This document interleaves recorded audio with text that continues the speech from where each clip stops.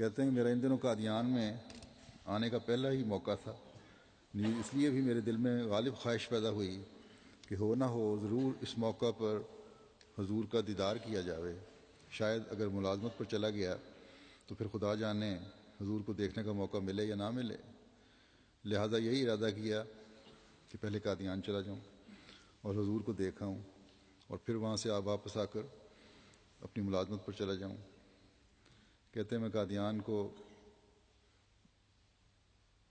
یہ اس سوچ کے ساتھ آیا تھا، لیکن جو ہی یہاں آ کر میں نے حضور کے چہرہ مبارک کا دیدار کیا تو میرے دل میں یکلخت یہ خیال پیدا ہوا کہ اگر مجھ کو ساری ریاست کشمیر بھی مل جائے تو بھی آپ کو چھوڑ کر قادیان سے باہر ہرگز نہ جاؤں۔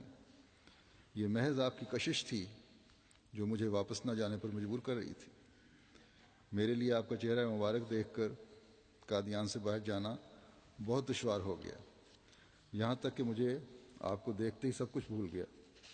میرے دل میں بس یہی ایک خیال پیدا ہو گیا کہ اگر باہر کہیں تیری تنخواہ 1000 بھی ہوگی تو کیا ہوگا، لیکن تیرے باہر چلے جانے پر پھر تجھ کو یہ نورانی اور مبارک چہرہ ہرگز نظر نہ آئے گا۔ میں نے اس خیال پر کہ وطن کو جانا ترک کر دیا، اپنے وطن کو جانا ترک کر دیا اور یہی خیال کیا کہ اگر آج یا کل تیری موت آ جائے تو حضور ضرور ہی تیرا جنازہ پڑھائیں گے، جس سے تیرا بیڑا بھی پار ہو جائے گا اور اللہ تعالیٰ بھی راضی ہو جائے گا، اور قادیان میں ہی رہنے کا ارادہ کر لیا۔ میرا یہاں پر ہر روز کا یہی معمول ہو گیا کہ ہر روز ایک لفافہ دعا کے لیے حضور کی خدمت میں آپ کے در پر جا کر کسی کے ہاتھ بھجوا دیا کرتا، لیکن دل میں یہی خطرہ رہتا کہ کہیں حضور میرے اس عمل سے ناراض نہ ہو جائیں اور دل میں یہ محسوس نہ کریں کہ ہر وقت تنگ کرتا رہتا ہے۔ لیکن میرا یہ خیال غلط نکلا، وہ اس لیے کہ ایک روز حضور نے مجھے تحریراً جواب میں فرمایا کہ آپ نے یہ بہت اچھا رویہ اختیار کر لیا ہے کہ مجھے یاد کرواتے رہتے ہو، جیسے میں بھی آپ کے لیے خدا تعالیٰ سے دعا کرتا رہتا ہوں اور انشاءاللہ پھر بھی کرتا رہوں گا۔ اللہ تعالیٰ آپ کو خود ہی دین و دنیا میں کامیابی دے گا اور خدا آپ پر راضی ہو جائے گا، اور آپ کی شادی بھی خدا ضرور ہی کرا دے گا۔ آپ مجھے یاد دہانی کراتے رہا کرو، میں آپ پر بہت خوش ہوں۔ کہتے ہیں کہ خاکسار نے حضور کی اس تحریر کو شیخ غلام احمد صاحب نو مسلم کو دکھایا اور کہا کہ حضور نے آج خاکسار کو یہ تحریر فرمایا ہے، اور پھر کہا یہ کیا بات ہے کہ میں نے تو کبھی کسی موقع پر بھی حضور کو اپنی شادی کرنے یا کرانے کے بارے میں اشارہ تک نہیں کیا۔ اس پر شیخ صاحب ہنس کر کہنے لگے کہ اب تو تمہاری شادی بہت جلد ہونے والی ہے، کیونکہ حضور کا فرمانا خالی نہیں جایا کرتا، آپ تیاری رکھیں۔ کہتے ہیں لکھتے ہیں کہ خدا شاہد ہے کہ حضور کے اس فرمانے کے قریباً 2 ماہ کے اندر اندر ہی میری شادی ہو گئی۔ اس سے پہلے میری کوئی بھی کسی جگہ شادی نہیں ہوئی تھی، میری 2 شادیاں حضور نے ہی کرائی تھیں، ورنہ مجھ جیسے پردیسی کو کون پوچھتا تھا۔ یہ محض حضور کی خاص مہربانی اور نظر کرم تھی کہ آپ کے فعل میری شادیاں ہوئیں، کہاں میں اور کہاں یہ عمل۔ حضرت ماسٹر محمد ریل صاحب رضی اللہ تعالیٰ عنہ ساکن کمال ڈیرہ سندھ لکھتے ہیں کہ اشہد ان لا الہ الا اللہ وحدہ لا شریک لہ واشہد ان محمدا عبدہ ورسولہ، اما بعد۔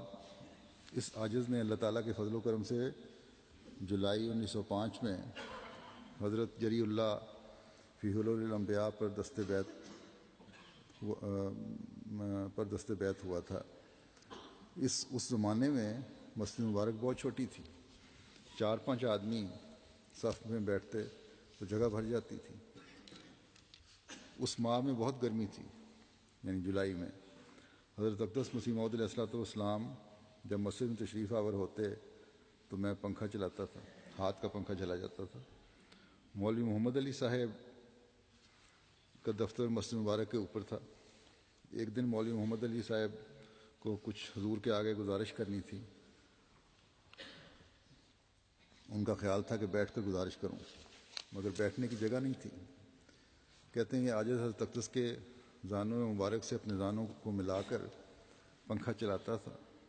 مولوی محمد علی نے ایک آدمی کو اشارہ کیا کہ اس کو پیچھے ہٹنے کے لیے اشارہ کرو. کہتے ہیں میں اشارے پر پیچھے ہٹنے لگا تو حضرت عبد المسیح موعود علیہ الصلوۃ والسلام نے میرے زانوں پر ہاتھ مار کر فرمایا مت ہٹو، بیٹھے رہو اس طرح. یہ عاجز پھر پنکھا چلانے لگا اور مولوی محمد علی صاحب نے کھڑے ہو کر اپنی گزارش کی. حضرت اقدس نے ان کو مناسب جواب دیا. مولوی صاحب تحریر کر کے لکھ کر چلے گئے. اس زمانے میں تو اس بات کا خیال نہیں رہا. لکھتے ہیں کہ لیکن اب اس بات سے بہت سرور اور لذت آتی ہے کیونکہ میں ایک ادنا آدمی اور بے سمجھ، اردو بھی پوری طرح نہیں آتی تھی، اور مولوی محمد علی صاحب ایم اے اور عالم تھے، مگر نبی اللہ کی نظر میں ادنا اور اعلیٰ ایک ہی ہوتا ہے. یہ عاجز 15 دن صحبت میں رہا اور ہر ایک دن میں حضرت اقدس علیہ الصلوۃ والسلام کا نورانی چہرہ روشن دیکھنے میں آتا تھا. اس عاجز کو یہ ہی معلوم ہوتا تھا کہ اب حمام خانہ سے غسل کر کے آ گئے ہیں اور سر مبارک کے بالوں جو کندھے کے برابر تھے سے گویا موتیوں کے قطرے گر رہے ہیں. اس عاجز نے 15 روز میں حضرت اقدس علیہ الصلوۃ والسلام کے چہرہ مبارک میں غم نہیں دیکھا. جب بھی مجلس میں آتے خوش خندہ پیشانی ہوتی. پھر حضرت چودھری عبدالحکیم صاحب، ول چودھری شرف الدین صاحب، گھاکٹ چیمان، تحصیل وزیر آباد، ضلع گوجرانوالا، لکھتے ہیں کہ 1902 کی گرمیوں کا موسم تھا. میں ان دنوں ملتان چھاونی ریلوے اسٹیشن پر بطور سگنل ملازم تھا. میرے خیالات اہل حدیث کے تھے اور میں مولوی عبدالجبار اور عبدالغفار اہل حدیث جو دونوں بھائی تھے اور ملتان شہر کے قلعے کے پاس ان کی کتابوں کی دکان تھی، ان سے قرآن شریف کا ترجمہ پڑھا کرتا تھا کہ اتفاقاً میری ملاقات مولوی بدر الدین احمدی سے ہوئی جو شہر کے اندر ایک پرائمری اسکول کے ہیڈ ماسٹر تھے. انہوں نے مجھے اخبار الحکم پڑھنے کو دیا. مجھے یاد ہے کہ اخبار الحکم کے پہلے صفحے پر لکھا ہوا تھا کہ خدا تعالیٰ کی تازہ وحی اور کلمات طیبات امام الزمان. میں ان کو پڑھتا تھا اور میرے دل کو ایک ایسی کشش اور محبت ہوتی تھی کہ فوراً حضرت مسیح موعود علیہ الصلوۃ والسلام کی خدمت میں اقدس میں پہنچوں. کہتے ہیں کہ اللہ تعالیٰ کا فضل شامل حال ہوا اور باوجود اہل حدیث کے مولویوں کے بہکانے اور ورگلانے کے میں نے تھوڑے ہی عرصے میں قبول کر لیا احمدیت کو. مولوی بدر الدین صاحب نے مجھے قادیان فوراً جانے کا مشورہ دیا اور میرے ساتھ ایک اور اہل حدیث مولوی بھی تیار ہو گئے. وہ مولوی سلطان محمود صاحب اہل حدیث کے شاگرد خاص تھے. کہتے ہیں جب ہم غربت کی حالت تھی، 15 روپے میری تنخواہ تھی، میں نے رخصت لی اور ریلوے پاس کا حق نہیں تھا. میں نے بما دوسرے دوست کے امرتسر کا ٹکٹ لیا جو ہمارے پاس قادیان کا کرایہ پورا نہ تھا. امرتسر پہنچ کر ہمارا ٹکٹ ختم ہو گیا اور ہم نے بٹالے والی گاڑی میں سوار ہونا تھا مگر ہمارے پاس صرف 8 آنے کے پیسے تھے، اس لیے ہم نے 2 آنے کا ویر کے کا ٹکٹ لے لیا اور گاڑی میں سوار ہو گئے. یہ بھی پھر کہتے ہیں کہ وہاں سوار ہونے کے بعد پھر ہمیں خیال آیا کہ بٹالے جانا ہے اور ٹکٹ بھی اتنا نہیں ہے. خیر ہم بیٹھے رہے. اس دوران میں ٹکٹ چیکر آ گیا، اس نے ٹکٹ ہمارا چیک کیا، لیکن ٹکٹ اچھی طرح چیک کرنے کے باوجود ہمیں چیک کر کے واپس کر دیا کہ ٹھیک ہے. اور اسی طرح اسٹیشن سے باہر نکلتے ہوئے ٹکٹ چیک کرنے والے نے ٹکٹ چیک کیا اور ہمیں کچھ نہیں کہا. ہم یہی دعا کرتے رہے کہ ایک نیک مقصد کے لیے ہم جا رہے ہیں، اللہ تعالیٰ ہمیں ہر قسم کی بے عزتی سے بچا لے. تو کہتے ہیں تو یہی جو ٹکٹ جو ہمیں آخر تک پہنچا دیا اس ٹکٹ نے، یہی ہم سمجھتے تھے کہ ہمارے لیے ایک یہی پہلا معجزہ جو ہم نے دیکھا وہ یہی تھا. لیکن بہرحال نیت نیک تھی، مجبوری تھی جس کی وجہ سے انہوں نے ٹکٹ لیا، نہ کہ ارادتاً دھوکہ دینے کے لیے. تو بہرحال لکھتے ہیں کہ جب ہم قادیان پہنچے، بٹالے سے پھر پیدل قادیان چلے گئے. قادیان جب مسجد مبارک میں داخل ہوئے اسی وقت حضرت مسیح موعود علیہ الصلوۃ والسلام تشریف لائے. میرے ساتھ جو دوست تھا وہ ایک اہل حدیث عالم تھا. اس نے حضرت مسیح موعود علیہ الصلوۃ والسلام سے ملتے ہی ایک سوال کیا کہ جب قرآن اور حدیث ہماری رہنمائی کے لیے موجود ہے تو آپ کی بیعت کی کیا ضرورت ہے؟ حضور اسی وقت وہیں کھڑے ہو گئے اور تقریر شروع فرمائی. ابھی حضور کی تقریر ختم نہ ہوئی تھی کہ میرے محترم ساتھی نے عرض کیا کہ حضور میری تسلی ہو گئی ہے، میں بیعت کرتا ہوں. حضور نے فرمایا کہ ابھی ٹھہرو اور پوری تسلی کر لو، شاید آپ کو دھوکہ نہ لگ جائے. پھر نماز ظہر پڑھا کر گھر تشریف لے گئے. حضرت مسیح موعود علیہ الصلوۃ والسلام کی تقریر کے خاتمے پر حضرت مولوی عبدالکریم صاحب نے فرمایا کہ اخباروں میں سب کچھ لکھا جا چکا ہے. یعنی کہ جو سوال اس نے کیا تھا کہ کیا ضرورت ہے قرآن اور حدیث کی موجودگی میں کسی اور کی بیعت کرنے کی، کہ سب سوال جواب پہلے ہو چکے ہوئے ہیں. باہر کہتے ہیں کہ مولوی صاحب کہتے ہیں پھر باہر سے آنے والے لوگ حضور کی خدمت میں سوال کر کے تکلیف دیتے ہیں اور اخبار کو نہیں پڑھتے. حضرت مسیح موعود علیہ الصلوۃ والسلام نے فرمایا کہ مولوی صاحب تقریر تو میں کرتا ہوں اور تکلیف آپ کو ہوتی ہے.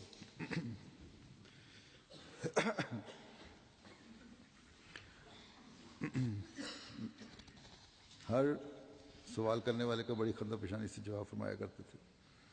حضرت چودھری عبدالحکیم صاحب ول چودھری شرف الدین صاحب گاکھڑ چیمہ تحصیل وزیر آباد ضلع گوجرانوالہ لکھتے ہیں کہ جس شام کو میں نے بیعت کی، حضرت مسیح موعود علیہ الصلوۃ والسلام کے تشریف لے جانے کے بعد میں حضرت خلیفہ اول کی خدمت میں حاضر ہوا جو مسجد مبارک کے چھت کے پاس ہی کوٹھڑی میں رہتے تھے. پہلی روایت بھی انہیں کی ہے. انہوں نے ایک چھوٹی سی چارپائی چھت پر بچھائی ہوئی تھی. میں ان کی خدمت میں دیر تک بیٹھا رہا اور بہت سے مسئلے پوچھتا رہا، مگر سوائے ایک بات کے اور مجھے کوئی یاد نہیں رہی، اور وہ یہ کہ حضرت خلیفہ اول رضی اللہ تعالیٰ عنہ نے مجھے فرمایا کہ مخالف لوگ کہتے ہیں کہ نور الدین دنیا کمانے کے لیے قادیان آیا ہے، مگر مجھے تو وہ چارپائی ملی ہے، چارپائی پہ بیٹھے ہوئے تھے اوپر، کہ مجھے تو وہ چارپائی ملی ہے جس پر میرا آدھا جسم نیچے ہوتا ہے. میں تو صرف خدا کے لیے یہاں آیا ہوں اور میں نے وہ حضرت اقدس کی بیعت میں پا لیا. جس خدا کے لیے میں یہاں آیا ہوں وہ حضرت مسیح علیہ الصلوۃ والسلام کی بیعت کر کے میں نے پا لیا. یہی اعزاز تھا جس کی وجہ سے حضرت مسیح علیہ الصلوۃ والسلام نے شعر میں حضرت خلیفہ اول کی تعریف اس طرح کی ہوئی ہے کہ چخوش بودے اگر ہر یک ز امت نور دین بودے، ہم نہیں بودے اگر ہر دل پر از نور یقین بودے. یہ کیا ہی خوشی کی بات ہو اگر ہر ایک دل میں نور الدین کی طرح کے جذبہ ہو، اور یہ اسی وقت ہو جب ہر دل میں ایک یقین بھرا ہو حضرت مسیح علیہ الصلوۃ والسلام کے دعوے کے بارے میں، حق الیقین پر قائم ہوں، تبھی وہ رتبہ ملتا ہے جو حضرت مولانا نور الدین صاحب کو ملا.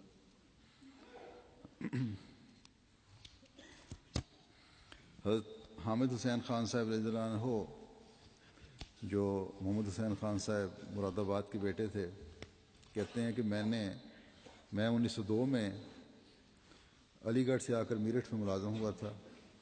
میری ملازمت کے کچھ عرصے بعد مکرمی خان صاحب ذوالفقار علی خان صاحب بسبیل تبادلہ بہدہ انسپکٹر آبکاری میرٹھ میں تشریف لے آئے. آپ چونکہ احمدی تھے اور حضرت مسیح موعود کی بیعت کر چکے تھے، لہذا آپ کے گھر پر دینی ذکر و اذکار ہونے لگے، اور شیخ عبدالرشید صاحب ذمہ دار ساکن محلہ رنگ ساز صدر بازار میرٹھ کیمپ پر مولوی عبدالرحیم صاحب وغیرہ خان صاحب موصوف کے گھر پر آنے جانے لگے. خان صاحب موصوف سے چونکہ مجھے بوجہ علی گڑھ کالج میں تعلیم حاصل کرنے کے محبت تھی، اس لیے میری نشست و برخاست میں خان صاحب کے گھر پر ہونے لگی. میں نے کتابیں دیکھنے کا شوق ظاہر کیا تو حضرت اقدس مسیح موعود کی چھوٹی چھوٹی تصانیف خان صاحب نے مجھے دیں، جن میں غالباً برکات الدعا پہلے پڑھی اور اس طرح اور کتابیں تھیں. کہتے ہیں وہ میں نے دیکھنی شروع کی